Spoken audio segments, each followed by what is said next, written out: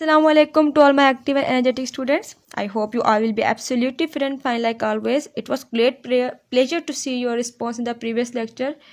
Your response was absolutely great. So today's lecture is also about the same thing that we have studied in the previous lecture, but in this lecture we have some different words. But the words are the same. That mostly makes you confused. So the words that we are going to study are compare, contrast, tasty, testy, break, continuous and continual. So let's start from the word compare and contrast. अब जब भी हम लोग compare का word use करते हैं ना, याद रखिएगा मोस्टली स्टूडेंट समझते हैं कि कंपेयर और कंट्रास्ट सिमिलर मीनिंग वाले हैं, बट इट इज़ंट. कंपेयर और कंट्रास्ट सेम मीनिंग वाले नहीं है. Both have different meaning and different uses as well. Compare जब भी हम लोग यूज़ करते हैं तो हम लोग किसी भी चीज़ की सिमिलरिटीज़ शो करने के लिए यूज़ करते हैं. So the word compare always use to show the similarity between two things.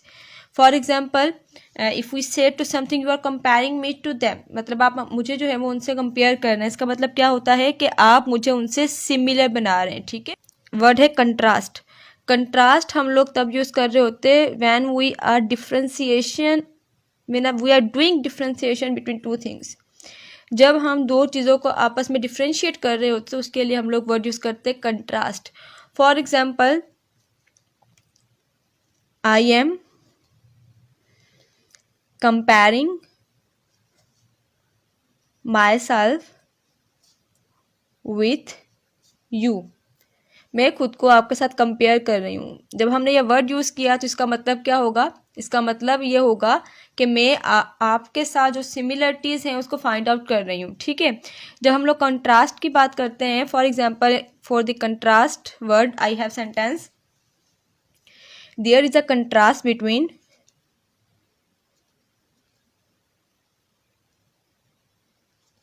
what he say and what he does. इसका मतलब क्या है कि फ़र्क है. किस चीज़ में फ़र्क है? वो जो बोलते हैं और वो जो करता है, उन चीज़ों दोनों चीज़ों में क्या है? डिफ्रेंसिएशन है, फ़र्क है. ठीक है. सो कंट्रास्ट का मतलब ऑपोजिट वर्ड आ जाता है, मतलब कि एक चीज़ दूसरी चीज़ से में डिफरेंस रखती है. और कंपेयर जो है वो सेम मीनिंग देने वाला वर्ड है, मतलब दोनों चीज़ों में क्या है? सिमिलरिटीज़ है. ठीक है. So this was the difference between compare and contrast. Same for that we have another words like tasty and tasty. Tasty तो सिंपल हमारे पास वर्ड है जिसका मतलब होता है डिलीशियस. कोई भी चीज़ जो है वो अच्छा टेस्ट दे रही होती है तो उसे हम लोग क्या कहते हैं? टेस्टी कहते हैं. And similarly we have the word tasty. Tasty हमारे पास एक एडजेक्टिव है. इसका मतलब ये होता है the person who easily get irritated. इस तरह का इंसान जो बहुत जल्दी इरिटेट हो जाता है, इस तरह के पर्सन को हम लोग क्या कहते हैं? Tasty person. ठीक है. जिसे हम लोग दूसरे लफ्ज़ों के अंदर शॉर्ट टेम्पर भी कह सकते हैं, इमोशनल भी कह सकते हैं, बहुत जल्दी जज्बाती हो जाने वाला इंसान. ठीक है. तो उसे हम कहते हैं tasty. For example, her behaviour shows that she is a tasty person और अ टेस्टी गर्ल. ठीक है. जैसे भी आप बोलना चाहें, उसका बिहेवियर ये शो करता है कि वो क्या है? एक टेस्टी पर्सन है. इसका मतलब क्या है कि वो बहुत जल्दी इरिटेट हो जाती है. ठीक है. अब इसी तरीके से हमारे पास वर्ड है break and break. Both have same pronunciation but both have different spellings. हमारे पास जो वर्ड ब्रेक है ये आप कह सकते हैं कि इंस्ट्रूमेंट है. ठीक है. It's an instrument that is use to stop anything. किसी भी चीज़ को स्टॉप करने के लिए जो चीज़ यूज़ की जाती है उसे हम लोग क्या कहते हैं? सिंपल जो हमारे पास व्हीकल्स वगैरह के अंदर यूज़ की जाती है वो ब्रेक है. लेकिन हम लोग अपने कॉन्सेप्ट्स के मुताबिक इस ब्रेक में और इस ब्रेक में वो डिफरेंस नहीं करते. ठीक है. सो ये जो BRAKE है इसका मतलब वो ब्रेक है जो हमारी व्हीकल्स में यूज़ की जाती है उस गाड़ी को स्टॉप करने के लिए. ठीक है. For example, the car got cracked और the car cracked due to brake fail. Due to the fail of the brake. आप इस तरह के कोई भी सेंटेंसेस इसके लिए बना सकते हैं. ठीक है. तो ये ब्रेक क्या शो करता है कि एक इंस्ट्रूमेंट है जो किसी चीज़ को क्या करता है? स्टॉप कर देता है. ठीक है. अब ये जो हमारे पास वर्ड है BREAK, ये हमारे पास है वर्ब. ठीक है, इसका मतलब होता है टू ब्रेक डाउन एनीथिंग, किसी चीज़ को तोड़ देना। For example, she breaks the rules of the class, उसने क्लास के रूल्स क्या कर दिए, तोड़ दिए। ठीक है, सो हमारे पास ये जो ब्रेक है ये एक नाउन है, याद रखिएगा, और ये जो ब्रेक है ये एक वर्ब है। ठीक है, ये ब्रेक वो है जो हमारे पास व्हीकल्स में यूज़ की जाती है, और एक वर्ब है जिसका मतलब होता है तोड़ना। अब इसी तरीके से हमारे पास दो इंटरेस्टिंग वर्ड्स और हैं जो है कंटिन्यूस और कंटिन्यूअल। ये बहुत ज़्यादा कंफ्यूजिंग वर्ड्स है, इसमें मोस्टली स्टूडेंट्स कंफ्यूज रहते हैं।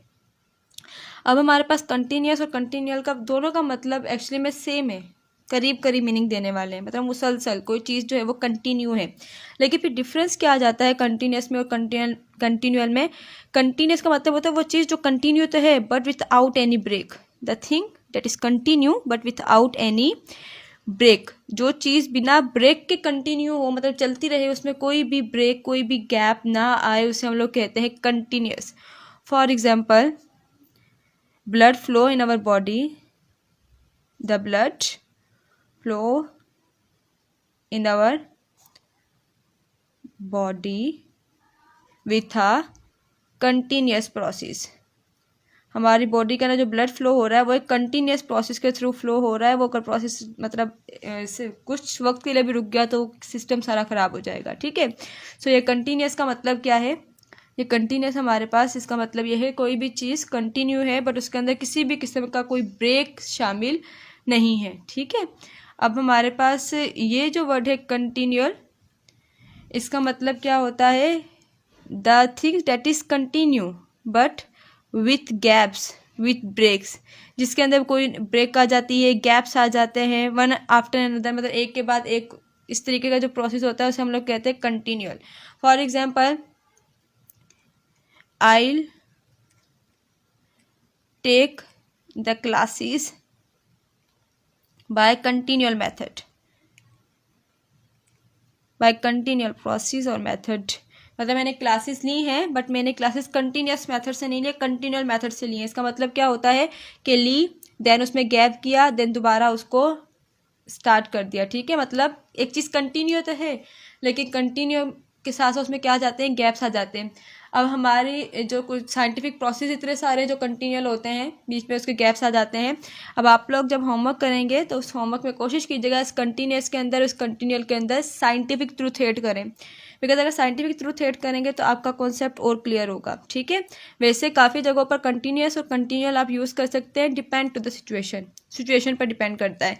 But if in any test अगर आप लोगों के पास कुछ साइंटिफिक ट्रूथ आ जाता है तो वहाँ पे आप लोगों को एहतियात करनी पड़ेगी कि ये कंटिन्यूअल प्रोसेस के अंदर आएगा या कंटिन्यूअस प्रोसेस के अंदर आएगा। ठीक है, सो कंपेयर और कंट्रास्ट में हमने डिफरेंस पढ़ा, सिमिलरिटी और डिफरेंस शो करता है। टेस्टी और टेस्टी में हमने डिफरेंस पढ़ा, टेस्टी किसी भी डिलीशियस थिंग को कहते हैं। ठीक है, इसके अंदर फूड आ जाता है, और टेस्टी हमारे पास एक एडजेक्टिव है जिसे मतलब हम लोग कहते हैं कि इस तरह का इंसान जिसे बहुत जल्दी गुस्सा आ जाता है तो उसे हम एक टेस्टी पर्सन कहते हैं।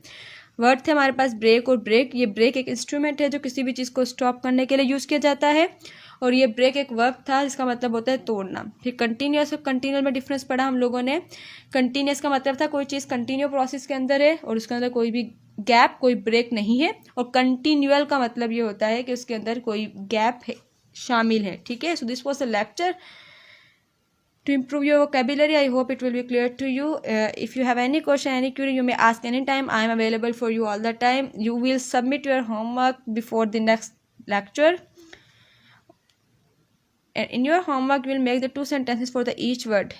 You can check your homework in any place where you want. अपना बहुत सारा ख्याल रखिएगा। अल्लाह हाफिज़।